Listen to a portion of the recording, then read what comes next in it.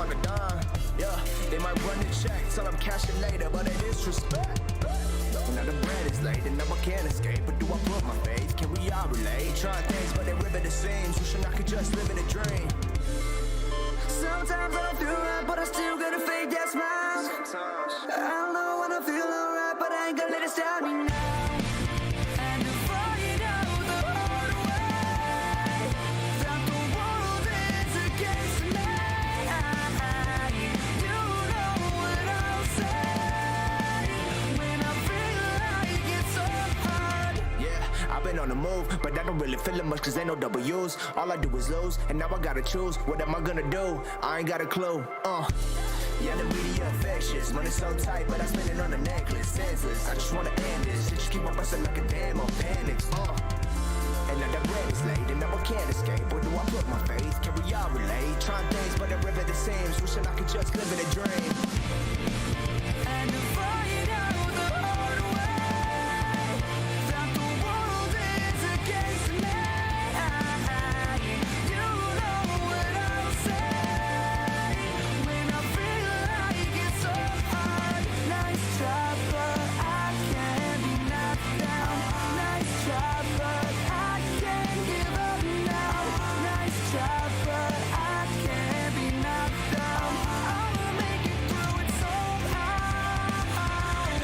The things that your mind dwells on makes you feel like you don't belong.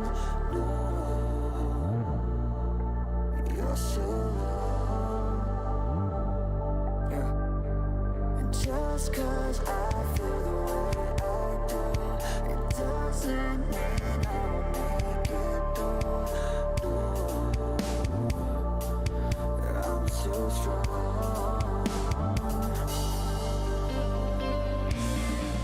And to find out the hard way that the world is against me. You know what I'll say when I feel like it's so hard. Nice try, but I can't be knocked down. Nice try, but I can't give up now. Nice try, but I can't be knocked down. I'ma make it through it somehow, somehow.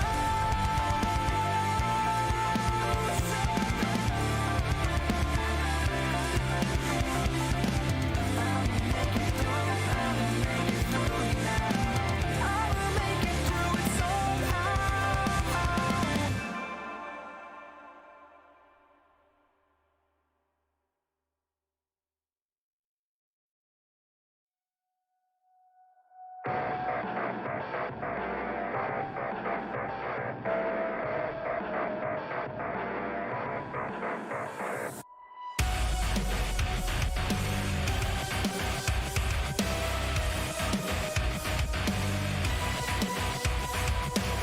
You push me every day, lie with the words you say. You wanna lock me down, I wanna run away.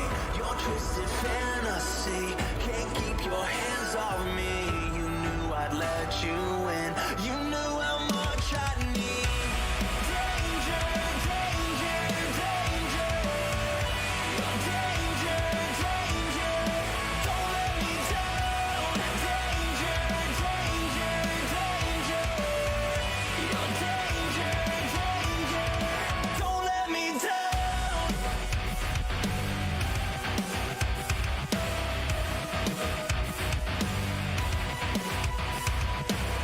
Feel like there's no escape, lie here and suffocate. You like to push me around while I try not to break. You love the things I say, you love the way I'm begged. If I should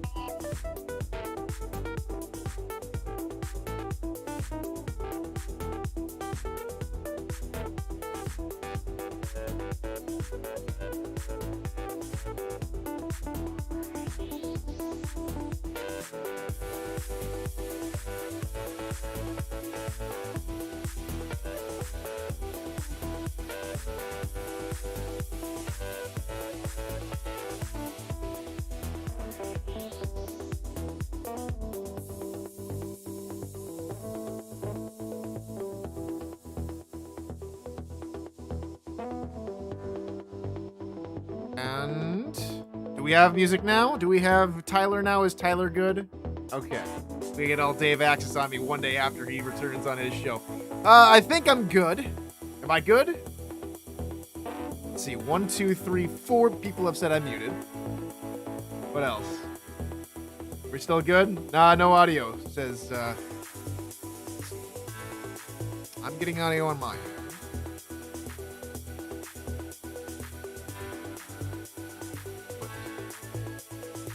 Have me now. Cool.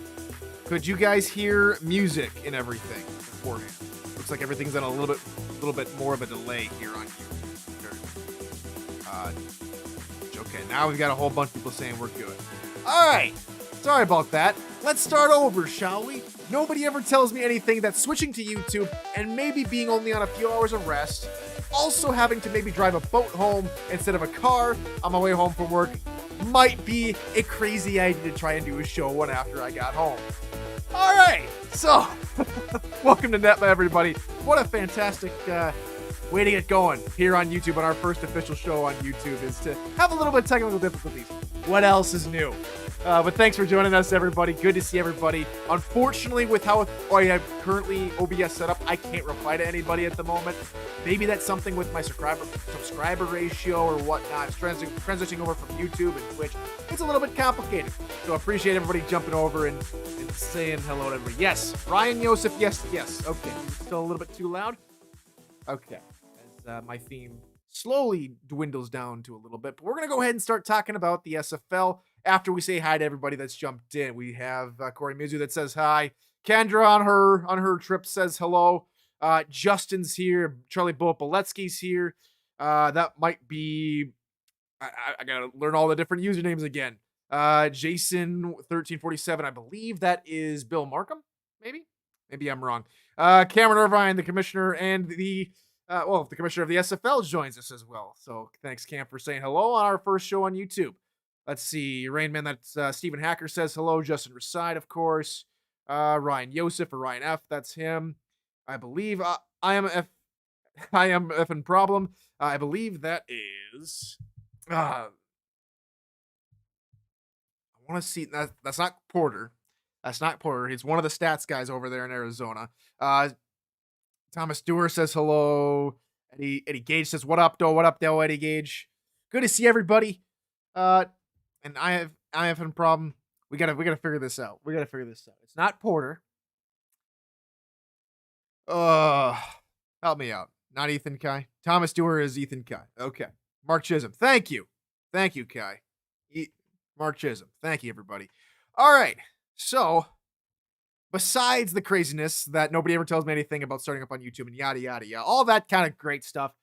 What a wild week it was in the SFL, huh? What a wild week 12. So many upsets, so many different teams played above where I think they should be, and some teams have finally shown what they're capable of, and what teams have, showed us where they really are, instead of being maybe a playoff team. A couple of those teams have fallen outside the playoffs, and we're going to touch on that all day. We've got minor league action, week 1 action coming up in about less than 20 minutes or so. So we're going to go ahead, get through power rankings. We're going to go ahead and get through pick'ems. We're probably going to do pick'ems first. In fact, that's what we're going to do. We're going to do pick'ems for the minor league first. I think the best possible start to go by, if you want to get all your SFLM coverage or more detailed SFLM coverage, please check out SFLM Fights and Insights hosted by Axel Raven over on Twitch. Absolutely fantastic podcast. I highly recommend it. Please go check them out. Give them all the support you guys are giving me and the rest of the SFL. But let's go ahead. We were going to get to power rankings. Spoiler alert, Tulsa stays at there at 24. But we're actually going to go ahead and get to schedules. And we're first going to start off with the minor league schedule. So real quickly, just a quick breakdown for everybody out there that maybe doesn't watch the SFLM, or for all you rookies out there that are just getting used to the minor league, just getting used to everything. Expect a little bit of inconsistency from about most of every team. Everyone's still trying to figure out each other. The coaches are still trying to figure out all these new players that we've got. A lot of good players have come through the system already. Huge shout out to Justin Reside, who's already in chat and saying hello. But Justin Reside was going to be in the minor league this season. He worked his tail off on stats, and look how that got him. He got into the Tulsa organization before the end of the season. If that's the biggest thing I can tell all you rookies. If you put in the time and effort into the league will put the time and effort into you. And if you want to get onto a team early, if you want to go off the board in that first round, maybe even go top 5 draft picks, work your tail off, show teams around the league that you are willing to help them out in any way possible. Stats are always needed. I don't think there's anyone signed up for stats for the minor league tonight. But that would be huge if we get some stats people to help out the broadcasters for the minor league games, especially you rookies. If you rookies really want to make a big difference in the league, do stats. That's probably the biggest advice I'll give you. But let's go ahead and touch on all 4 games going tonight. There's 8 teams playing. The 9th team, I believe that's Madison, is going to be having their bye week. Each team will get a bye week throughout the regular season, I think all 9 weeks. But for now, we get these 8 teams and a couple of enticing matchups that we'll get to as well.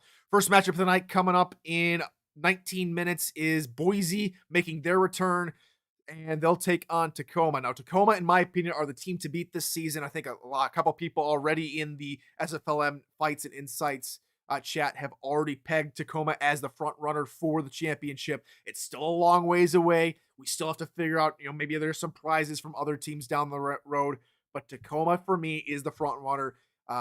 Boise, we're going to figure out what kind of system they're going to run here in week 1 against a very tough Tacoma side. It's really tough to pick a team to go and say that this team's going to clearly win because of how much cloudiness there is in the minor league. So Tacoma for me wins this football game. I'm not going to give you a score line because it's too early to call, which team has the right game plan for the entire season. Let's see. That's Memphis taking on Lexington. Now, Memphis, again, my alma mater. I played for them for 1 season. Fantastic ball club. For Lexington, they've been a pretty solid. I think they were pretty solid last season. I think they hit around 500. So it'll be really fun to watch. I'm gonna pick my Memphis River Runners because, again, alumni. I want to go with them this time around. All right, Ottawa and Annapolis, rematch of SFLM Season 1 semifinal game with the tremendous catch by Art Vandelay in overtime. This game has a lot of history. There's a lot of bad blood between the two clubs. This will be a fun game to watch. For me, it's really going to depend on the quarterback play and how that all works out. Scar Patterson in season, I believe, number 4 in the league, is by far the most seasoned player in the minor league, knows how the minor league works pretty much inside and out. Expect him to have a big day. I think Ottawa pulls out the victory here in this one. San Jose and Salt Lake City, I believe this is the rematch of last season's championship game. So a huge rematch for both clubs. For me, I've got to go with my Salt Lake City Rustlers. Again, maybe a little bit biased because I'm over there on the coaching staff, but it's going to be tough. It's going to be a tough game against that very powerful defense led by Brian Craven. So again, it's the wise old mentor versus the new coming OC. So either expect a few surprises or expect my play calling to be called out and for me to be called a hack on day 1 of my coaching career. So let's go. All right, so that's the minor league. We'll touch on the wild card round coming up, but for now, let's take a look at last week and let's get to those power rankings, shall we? All right, let's go on to number 24, the Tulsa Desperados. For me, it's for the Tulsa Desperados. It's been since their inaugural season, since the team was above 500, and that was in season 10. This is also their worst season on record. A lot of things you can chalk it up to a bunch of different things. A couple of miscommunication for personnel, which has already been discussed in length, and we're not going to touch on that here. A couple of games where they had the win in the bag and then lost it. a couple of games where they just weren't able to move the ball effectively, especially with the league's highest rated player in the league in Gabriel Manning. Again, and then I also had a second year quarterback, I believe that's JQ. So JQ is still developing. They're still trying to work out which plays work for him and which plays work with that offense. It's another season to take it back to the drawing board going into season 18. There's going to be, of course, they already know this, but they're going to be working on a couple changes as we go out through the. Tulsa made the playoffs in season 13 at 6-6, right? At 6-6, they made the playoffs, though they haven't had an above 500 record since season 10. If I read their history right. Now, if all you SFL historians will look with me real quick, I can pull up their history real quick on. So you're right. They made the playoffs in season 13. But let me see if I can pull up the spreadsheet with all and pretty much again, huge shout out to Mike Daggs for coming up with this spreadsheet. Massive, massive help for all of us broadcasters.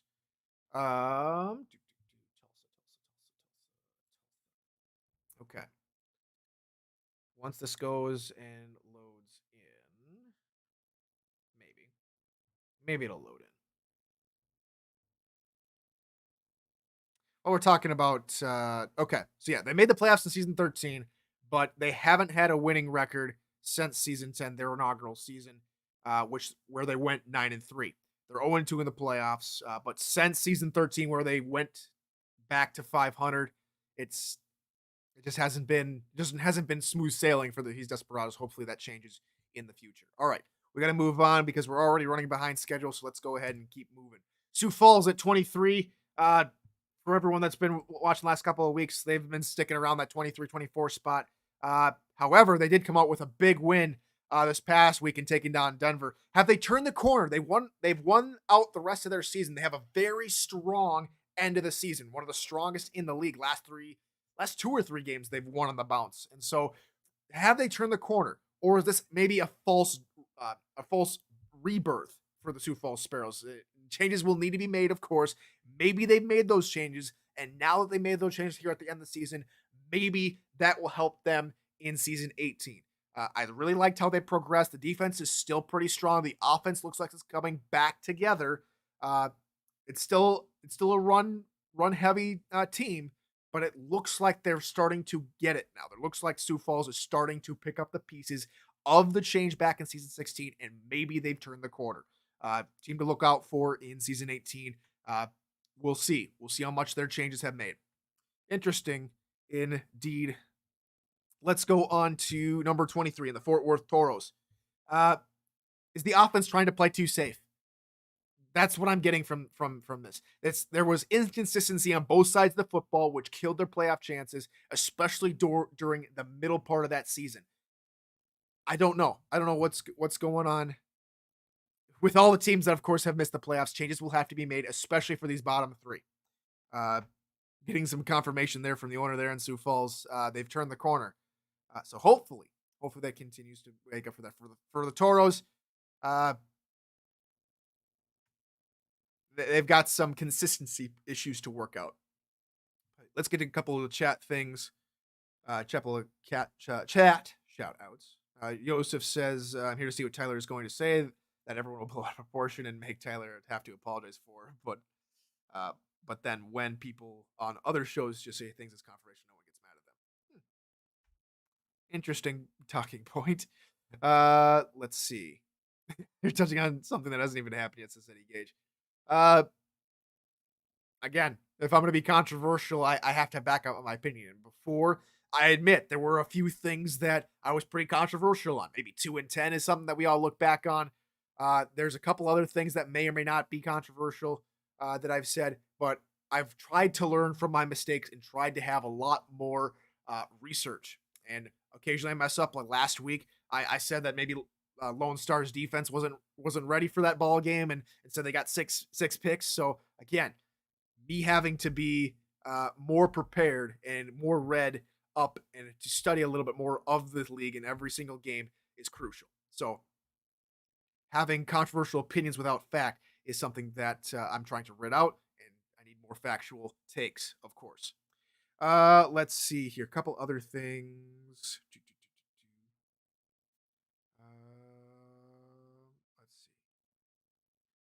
Interesting. Thanks for trying to dig into the stats. It can be tough to balance all of that out. The league has great history. Tough to keep it straight. I agree, and uh, that's why we have people like Eddie Gage to call out saying, "Hey, they made the playoffs in season 13." So everyone's opinion, in my opinion, is valid. So you're free to have an opinion here. You're free to speak your mind, however that might be, right, wrong, indifferent. For me, though, as the leader of the show, I have to be factual. All right, we've talked long enough about opinions. Let's go on to some more opinions, shall we? Jacksonville, they moved down a couple spots down to 21. It's their first season below 500 since season 7. That's a long time and a long stretch of history where Jacksonville has been a dominant force in this league. It's all the changes they had to make after Christensen retired, after they had to go out and rebuild their linebacking core, after they got Marcus Dunhill back out of retirement. A lot of things changed, and unfortunately, they just weren't able to keep up their pace that they had built up. So, unfortunately for Jacksonville, they're down here at 21 to end out their season and below 500 for the first time since season 7. All right, moving on to number 20, and that is Denver. They also moved down after taking the loss to Sioux Falls. And for a team that may have been looking on the outside in at 4-7, it was an icy stake to the heart to their fan base getting knocked out by Sioux Falls. Denver, the defending champions, did not come back to defend their title. It was pretty sobering sight, I think, for Denver fans not to make the playoffs. And again, they understood where they were, especially with all the new additions, with all the rookies. They're a good team. They just, with all the rookie inconsistency at points, it's sometimes hard to swallow. So Denver at number 20. Number 19, and the highest spot I've seen San Diego in quite some time, is San Diego. The coaching changed to go to Liam Hammer instead of Javier Vasquez, who has now retired. I think was the biggest point for the Mavericks this season, especially in that second half. They look like a completely different team. Really, really impressed with the Mavericks. Hopefully Liam Hammer can help them lead them into the playoffs next season. This team will be this team will be tight next season. Looking forward to the Mavs in season 18. Number 18, DC. This is who the DC Dragons are. They are a good team. They had some incredibly tight losses all season long. For them to go out against Queen City and put up the number of points that and to limit Queen City to only 13 points, a very, very solid performance from the DC Dragons. Do not underestimate this team. They will come back to bite you. Number 17 is Carolina. They teetered on the edge of 500 all season and all came crashing down at the start of week 9. Everything just started to fall apart for Carolina, going on 4 straight losses. Just a sad sight to see. Carolina just wasn't the same team as they were in the first 2/3 of the season. Moving on to number 16 in Houston. In what could have been a season, what could have been season for Houston. It ended with a very clutch win against Mexico City to give them life and maybe shot the playoffs. But unfortunately, due to other results, they were knocked out. One thing I do have to say to Houston, I know we'll talk about all the clubs as we go out through the offseason, but the biggest thing to talk about for Houston is please don't draft 8 players again. Please don't let this be the 3rd season in a row where you draft 8 players. Please keep your players, Houston players. If you're happy in Houston, stay in Houston. I don't want Houston to draft 8 players again. Just because I think it would be very, very, I'm not going to say telling, but very head scratching in that regard. All right, moving on to number 15 in Portland. You beat the teams you were supposed to beat. no statement win. Maybe that London game was your statement win now that they're 6-6, but no statement win in my opinion. Lowest strength of victory among teams trying to compete. And if anyone was watching that live stream that Cam put out Saturday night when we were going through all the scenarios, Portland never made it above anyone else in seedings. This team is exactly who I thought they were. This team was not ready for the playoffs. This team was not prepared to make a postseason push. They could not beat playoff contenders in the later part of the season where they needed to. So Portland is exactly where I thought they would be at 15, out of the playoffs. Moving on to number 14. If it's sloppy but you still win, is it a win? Well, they do get the W. They do get knocked out of the playoffs though. They do go 6-6. It's a very hit or miss start. They had really good games and really interesting games. We'll put it that way. Where Fennec was his rookie form, where he was throwing the football left, right, and center and completing passes and scoring touchdowns. And then he resulted to sophomore slump / junior hiatus. I'm going to throw a couple picks here and there, and sometimes more than here and there. For Lone Star to finish out with a very nice win, though, over Fort Worth was a very, very, very nice way to end out the season, especially since that team already knew they were out of the playoffs. But to get another one over Fort Worth was a very nice victory and a good way to do it. All right, number 13. Louisiana. One last ride for Reggie Streeter. He didn't have the amount of yards he did, but I'm very happy that Reggie Streeter was able to get one final touchdown in his career. Farewell, Reggie Streeter. You will be sorely missed on the field. Please don't be a stranger.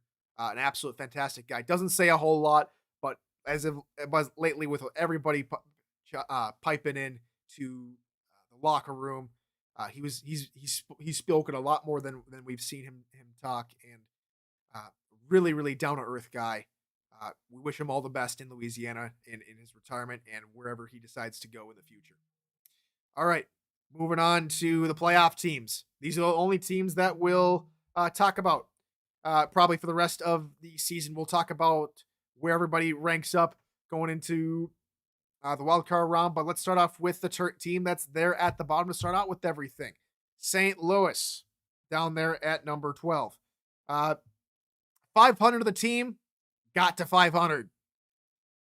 I wish I had enough time to screenshot this to you, but I'm going to go ahead and tell you that this team is literally an inverse of itself. It literally mirrored itself at 500. It went perfectly 500 for the entire season. It went perfectly 500 from compared to the front half of the season and to the back half of the season. Let me show you why, or let me tell you why at least, because I wasn't able to pull it up. For St. Louis, I gotta pull up the.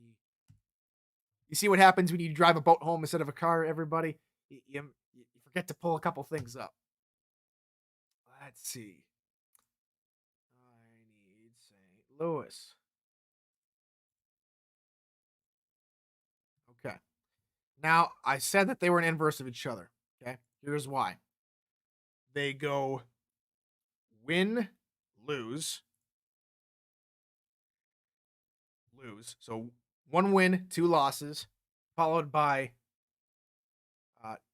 1 win, another loss, another win. Now they completely mirror that on the flip side. So take all those results, that 3-3 start, flip all those results and everything, and you get the season. The St. Louis Gladiator team is 500, the football team. And if that's not enough to prove it to you, 3 seasons ago, St. Louis made the playoffs at 6-6. They lost their first playoff. They lost that playoff game. Following season, they go 5-7. Last season, they go 7-5. And this season, they go 6-6 and are in a wild card game. Coincidence? I think not. 500 St. Louis conspiracy theory. Illuminati, confirm it. Moving on to number 11 is the Las Vegas Fury. Watch your backs. Watch your backs. This team is scary. It's scrappy. It's explosive. It's dangerous. They started 0-3 and they're back in the playoffs. And then back in the playoffs for the first time in a while. First time we've seen this team be this dangerous on a consistent basis.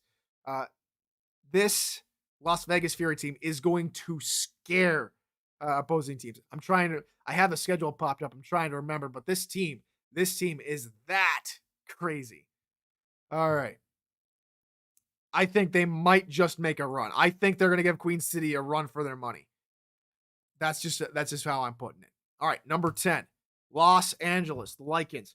Can this offense stay consistent? That's my biggest question for them going into the playoffs. Can this team stay consistent? Their defense is all right, but this offense is hit or miss. I don't know whether or not they've just game planned broadly, or they focus on each opponent, because it seems to me that the offense itself is, retrofitted for an entire season length rather than game planning for each and every opponent. Because that's how I'm seeing this consistency. That's how I'm seeing Los Angeles at the moment. If they don't play consistent football, this team will not make it past the wild card round. All right, moving on to London. Impressive. Most impressive from the London Knights. Yeah, you handed Baltimore their first loss of the season. That's a pretty big accomplishment, and that helped out your strength of victory to catapult you into the playoffs for the first time. I have 3 first. First offensive win for London. First loss handed to Baltimore, and of course, first playoff berth for London. A hearty congratulations to the Knights organization. We'll see what they can do here in the playoffs. Charleston, impressive, most impressive as well. What a performance. Yes, it was against Jacksonville, but that Charleston offense is a completely different ball club than what we've seen in the past. A very nice performance from that offense. Now, can they keep it up and play that same type of football in the future? We'll have to find out. Moving on to number 7, we're still cutting her close today, as the game is already kicking off between Boise and Tacoma. Arizona at number 7 here in these playoffs. They need their midseason form back, because this late half of the season where they've lost a couple of games they should have won have really hurt their chances, I think. What team are we going to see this weekend? Are we going to see the Arizona Scorpions team that was that midseason form where they were taking down opponents with relative, I wouldn't say relative ease, but a relative consistency? We need to see that consistency here in the wild card round, especially. Queen City Corsairs, they moved down a peg, down to 6. I gotta say, from a team that went 6-0 to start the season, I gotta say, what was that? What was that ball game against DC Queen City? That was, in my opinion, pretty embarrassing. That's not the game you needed coming into these playoffs. Queen City definitely on the back foot. They've lost 4 of their last 6. It's a very difficult spot for Queen City. They need a little bit of help, I think, in the wild card round. Number 5 goes to Vancouver, and you did to Portland what Portland did to teams under 500. Win. Their little brother in the South was no matchup for you, and a very solid performance from the Vancouver Legion, just putting Portland to bed. And pissed off Andy Hamilton, just going to keep on trucking. Now 2 wins in a row. Watch out, St. Louis. You've got some tough competition. All right, top 4 teams, and surprisingly, from last week to this week, I had these guys pegged for a bye. Well, all four of these teams get a bye, and they don't move a single muscle, even though one team might have lost. We've probably spoken about it a couple times by this point. But Mexico City, they take a loss to Houston. They're still at number 4. They weren't clutch enough there in week 12. And maybe that's because they were fighting a team that was maybe just wanted it more because they knew that they had to win to get in the playoffs. Meanwhile, you didn't really have to do anything. Was it just more a lax effort from Mexico City? You guys be the judge of that. Atlanta at number 3.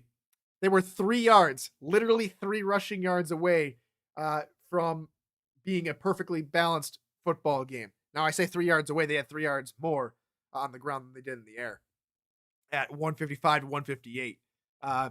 Atlanta, I would have loved to see. I would have loved to see a perfectly balanced game, but solid win nonetheless against St. Louis. Take this well-deserved break and enjoy the wild card round in peace. Number 2, consistency. Thy name is Florida Storm. This team, I think, now is more the front runner for the championship. However, the team above them, is always has a bunch of weapons.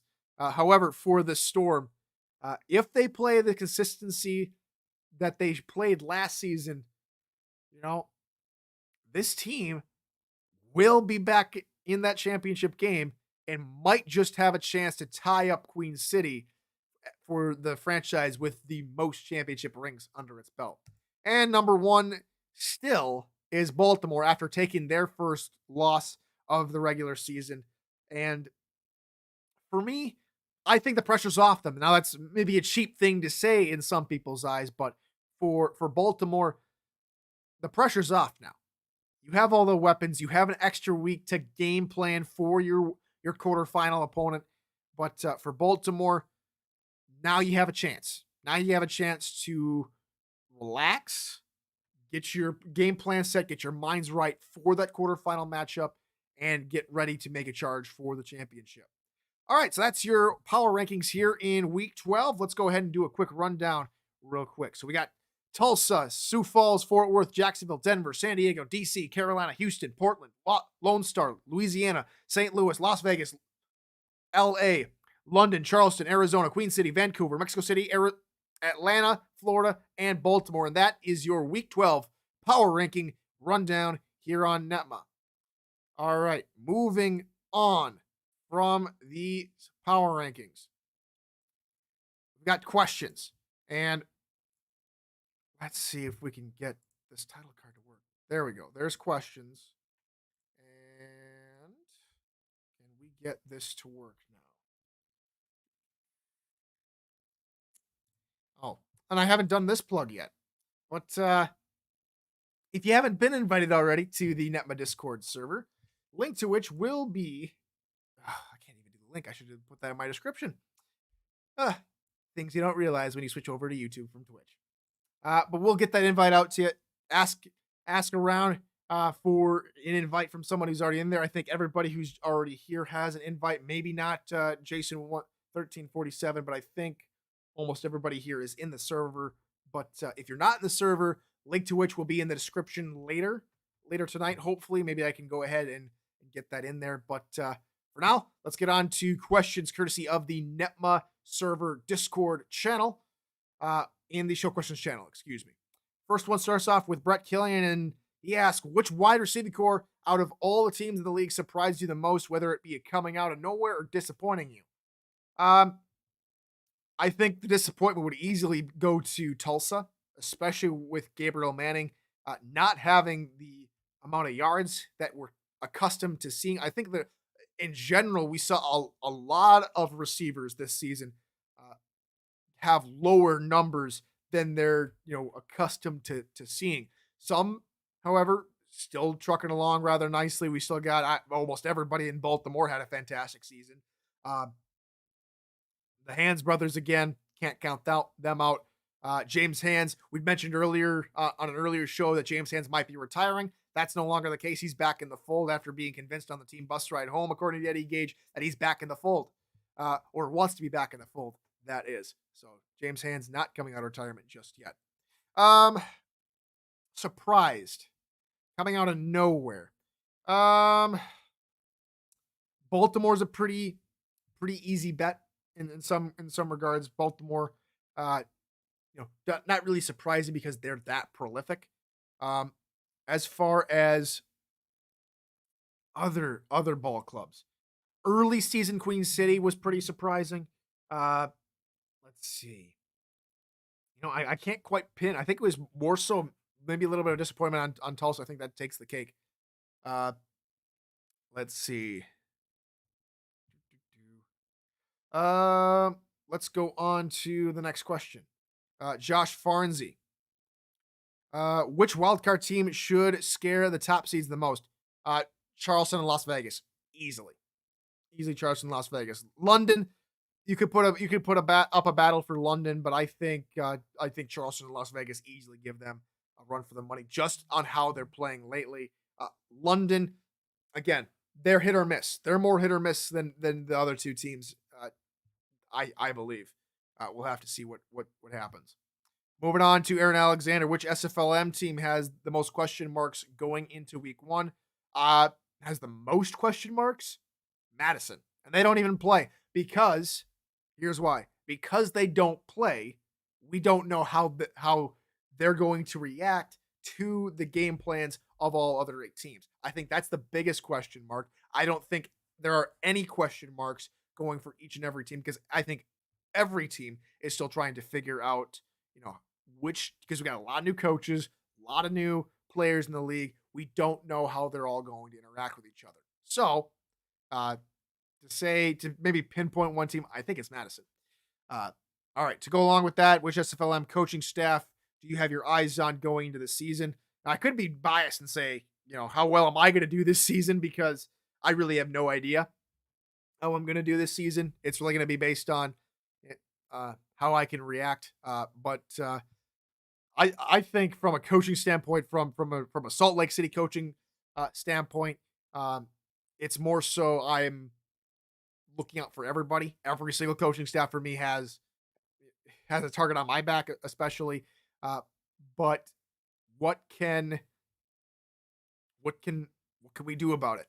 As far as in general, I think the SFLM is a good place for starting for coaches that are just starting out in the league, and we're gonna really have to figure out which kind of coaching staff is going to be the team that eventually takes their club to the championship. We still have no idea. I don't think we'll have an idea until it gets closer to that. All right, Eddie Gage asks, of the pro teams, which do you think has the best chance of knocking Baltimore out of the playoffs? Knocking Baltimore out of the playoffs. I think it's going to come down to the championship game between Florida and Baltimore. I honestly do, because I think Baltimore will have learned from that London game, and I think Baltimore will, if they do have to play London again, will beat London. That's what I think. So I think Florida has the best chance. Second best chance is probably Vancouver, because of their electrifying offense. So Florida first, Vancouver second, and then just because they're pretty spunky, those Fury, I think Las Vegas, you put Las Vegas at number 3. All right. Second question, Ready Gage. If the league expands rosters, how many players, in my opinion, should be added to the rosters? So, if I have my math right, it's either I believe it's 45 players on a complete roster. That's both contracted players and players that they grab off the street. I think if we're to add players to the rosters, I think we should keep the number even. I think it should be 22. That way, if you want a full 11 out there for offense, you can have a full 11 players out on offense. Same thing for defense. That way you don't have to, because right now the big thing in the SFL is trying to find that balance between, do I have maybe even 12 players on defense and only 8 players on offense, or 7 players and special teams, or 6 players and special teams. I think adding 2 more to the roster would be a good step. 42. Thank you, Chad, and thank you, Eddie, as well, for pointing that out. 42 on the roster. So I think adding 2 more would be pretty good. Still.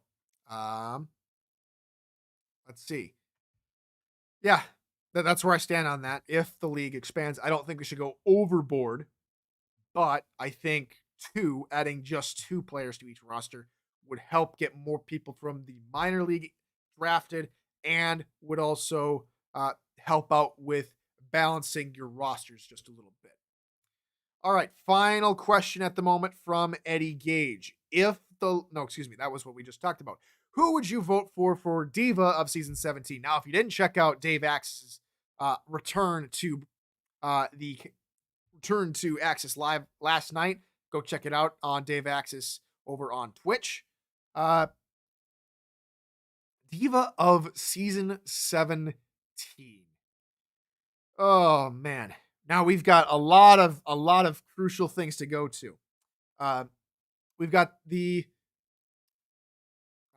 convention in week 3, where that's my diva of the season. Tiberius Bovine, aka Mr. Irving, aka Cam's dad, is my diva of the year.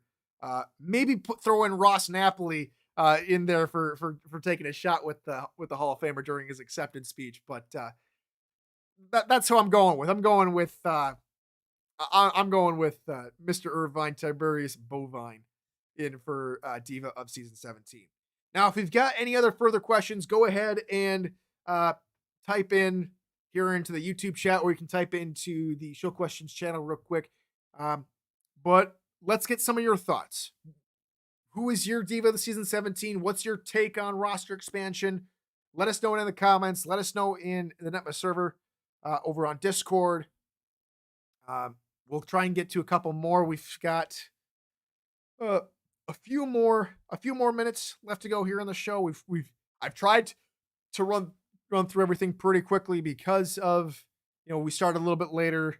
But what are some other big headlines out there in the league that we should probably be talking about? I know a lot of teams already have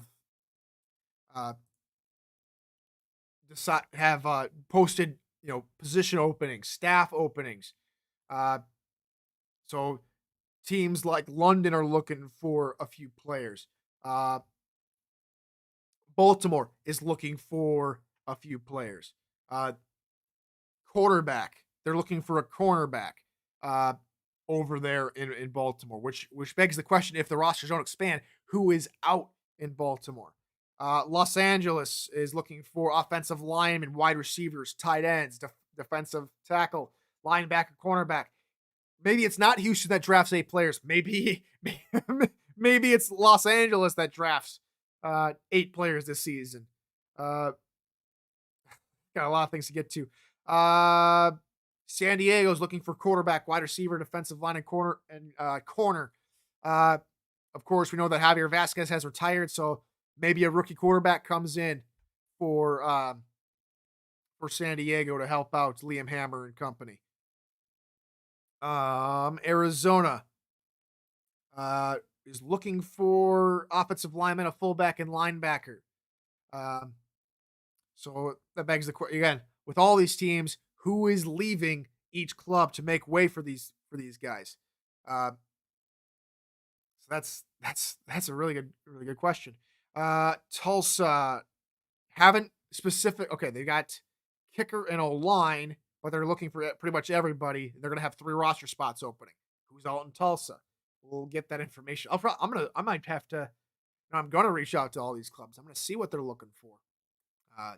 See, maybe get some insight into maybe who's getting out. If they don't want me to, say that on air, I won't say that on air. But having a feeling of, maybe there's a player retiring that hasn't been announced, and it'd be nice to know if that's happening. That way, especially here on NETMA, we can give them a proper send off. London looking for fullback, wide receiver, tight end, offensive line, defensive line, and DB and kicker. So a lot of positions opening up in London. They're Eddie, Pipin, and Shad. They're looking for defensive linemen as well. Let's see. Go back to chat. What headphones am I wearing from Ryan Yosef? These are the Raycon E25s. They're recommended very highly by a lot of people. One guy in particular is a guy by the name of Urinating Tree. He does NFL. He pretty much does sports ball everything. And he does a lot of commentary on that. Really, really funny. That's how I get my NFL. I don't go to NFL.com. I don't go to ESPN. I go to his YouTube channel and check out all that kind of stuff. But these Raycon E25s, 68 hours of battery life on a single charge. The case itself can charge up. Has 4 different charges to charge from empty to full. Very smooth, comfortable fit. Not sponsored. If I were sponsored by Raycon, I'd love to get you a discount maybe on that if they'll let me. But since we're just starting out, I think we're gonna need a lot more subscribers, a lot more followers here on the channel in order to get something like that going for y'all. But I highly recommend these guys. Really highly recommend Ray County 25s. Let's see. We've got about 10 minutes left. Anyone else piping into chat asking a couple questions? Let's see. Eddie also asks, do you think there'll be more free agents this season in comparison to last season? Now, last season, again, I agree with Ryan Yosef. Free agency is a fun, exciting time of the season. Are we going to see more or less? That's the question that Eddie Gage posed to us. I think we're gonna see about the same number. It's usually around. I want to say the number. Every season gets close to about 40 to 50 players. Will jockey for position and try and get on different clubs. I mean, heck, I was one of them last season, jumping from San Diego over Louisiana. But it's you can never really tell from the way it looks on the player opening side of things. It looks like there's going to be a lot, but that could very well mean that they're looking for maybe just one guy in particular that fits that spot that they're going to plug in. So again, that's all the positions they're looking for, but they'll maybe settle with one or two of those depending on how many people jump on and jump off the ship for them to jump on the ship, if you will. Next question from Eddie Gage. What teams that didn't make the playoffs this season you anticipate making the dance next season? I think Louisiana is in a good spot. However, now with Louisiana having to say farewell to Reggie Streeter, whoever we get into that running back spot is going to have big shoes to fill, and we'll see. Can he hit their ground running like Kevin Say or Charlie Boletsky? That's for debate. Other teams that may make a run for the dance. Houston's always hit or miss, so I think Houston makes another good charge for it. DC makes a run for the ship. They will beat Portland sometime next season, and they will make the playoffs. Portland, I think, also makes a good run, but I think next season they'll stand a much better shot at making the playoffs. They'll have a tougher schedule, but I think Portland will miss the playoffs again at 6-6. However, with a better strength of victory. Probably one other team, Denver. It's kind of hard to see them below 500. So Denver making a resurgence is probably on the cards for that time around. And let's see. One final question before we get to pick'ems for the wild card round. What could the league do to gain more expansion and grow its brand? I think the league is doing quite a lot. Always more can be done. Of course, we just need the league itself. The SFL needs one or two big sponsors. That way we're able to get a couple ads out to different platforms, and that way we can get something like that, get more exposure. But I think we need to get one or two more sponsors, get some ads out there with those sponsors, and I think we'll be in a good spot. I know Cam has got a lot more exciting things coming down the pipe, but just a couple ads I think would be a good start. Let's see, a couple more things here in chat. Ryan says if someone should create a tracker to watch those players on the end of their rookie contract, those are the ones to watch, their first chance to move on. I highly agree.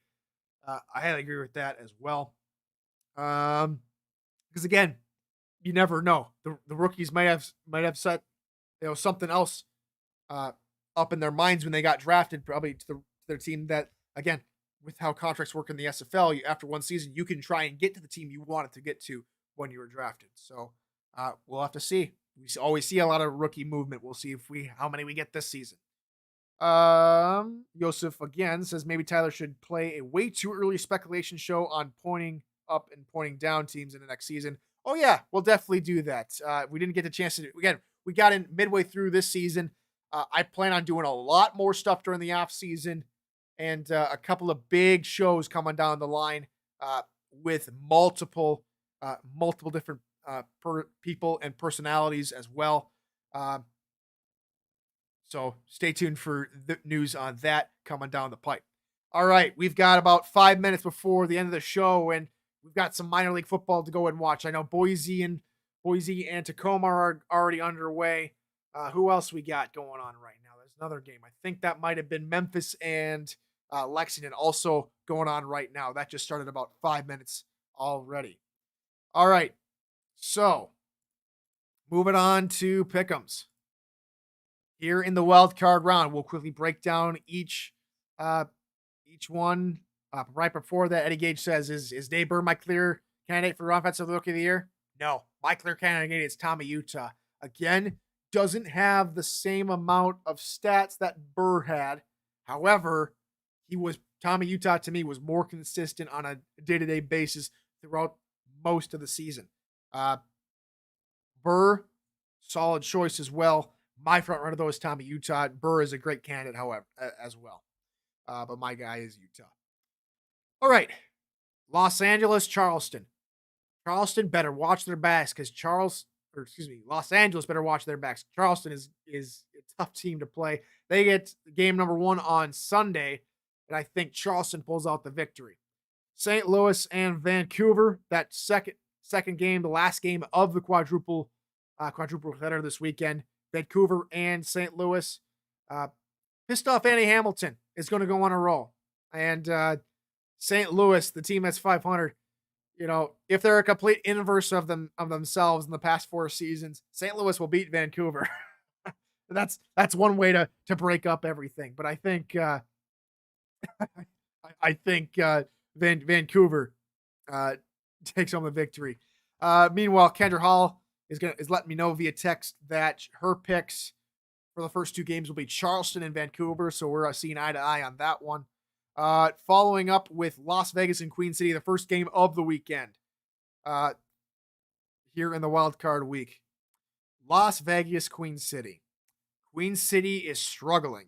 Las Vegas is explosive. I love how Cam put it on the weekly wrap-up show over on Simulation FL on his YouTube channel.